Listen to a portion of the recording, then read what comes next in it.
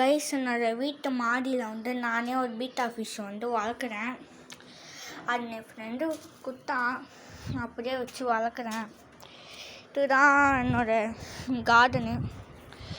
எப்படி போன வீடியோவுக்குலாம் கேப்சிகம்லாம் காமிச்சிருப்பேன். சரி, என்னோடய ஃபிஷ் டேங்க் எங்கே இருக்குன்னா, என்னடா பண்ணி வச்சுருக்க, இது உங்கள் ஊரில் ஃபிஷ் டேங்க்கான்னு கேட்பீங்க. தப்பு தப்பு தப்பு.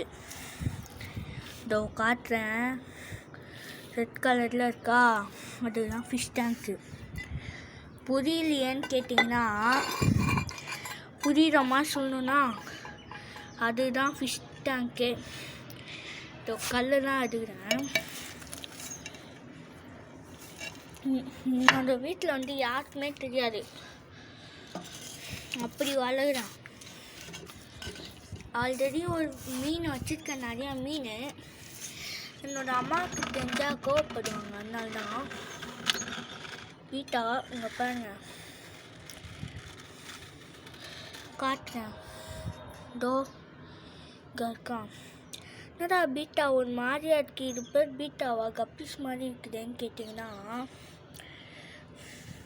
கப்பீஸ் மாதிரி தான் இருக்கும். குவாலிட்டி பீட்டாவான்னு கேட்டிங்கன்னா, குவாலிட்டி பீட்டாவும் கிடையாது. ஏன்னா இது குட்டினால பீட்டா அப்படி தான் இருக்கும். இதோ ஒரே நிமிஷம் வருங்க, அவனை எடுத்து காட்டுறேன், நீங்களே பாருங்கள். டோய் பாடக்குள்ளாதே.